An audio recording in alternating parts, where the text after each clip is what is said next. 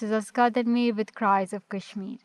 Imagine you are living in a land where your fundamental rights are denied, where military occupation defines every aspect of your existence, and where your voice is silenced in deciding your own future. This is the harsh reality faced by the people of occupied Jammu and Kashmir.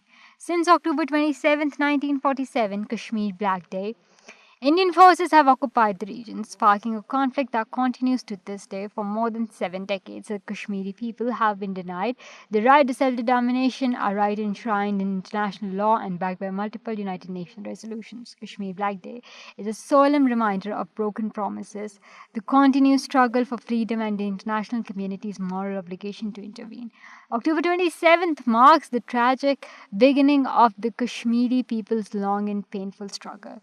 It was the day in 1947 when the scenic Kashmiri Valley transitioned into one of the bloodiest battlefields in the modern history. On this day, the freedom of the Kashmiri people was stolen, and since then, they have not lived normal lives but instead have struggled to survive in a state of perpetual captivity. The Kashmir issue remains the longest unresolved dispute in the world. With numerous dimensions, the people of Kashmir continue to pay the heavy human cost for their quest for the right to self determination. The dark chapter of Kashmir's history began when Indian troops entered and occupied the Kashmiri region, triggering a conflict that has left the Kashmir issue unresolved to this day.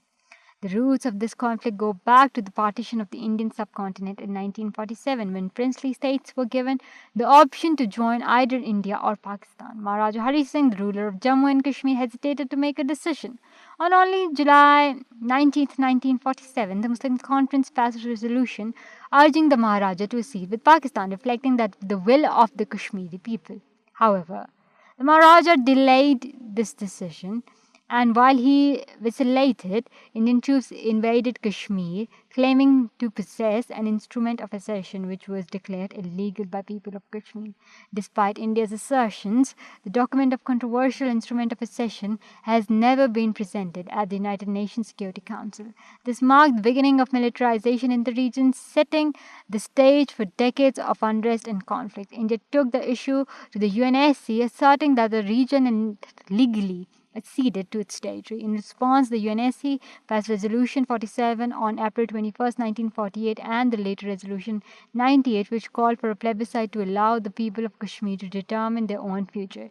Despite these resolutions, the promised plebiscite has never been held. India has consistently denied Kashmiris the right to self determination, declaring Kashmir as an integral part of India. By maintaining this narrative, India has evaded holding an impartial plebiscite in Kashmir, thus retreating from the commitments made under the United Nations resolutions after tensions escalated between the Indian government and Sheikh Abdullah. Over the resolutions of the Kashmir issue, India imprisoned Abdullah and passed a controversial legislative resolution in 1952 that fraudulently claimed Kashmir's accession to India. This act was a blatant violation of the UN resolution of the March 1951, which called for a fair and impartial plebiscite. In response to this legal maneuver, the United Nations reiterated its stance on the 20th of January 1957 resolution, affirming that any future settlement of the Kashmir must reflect the will of its people.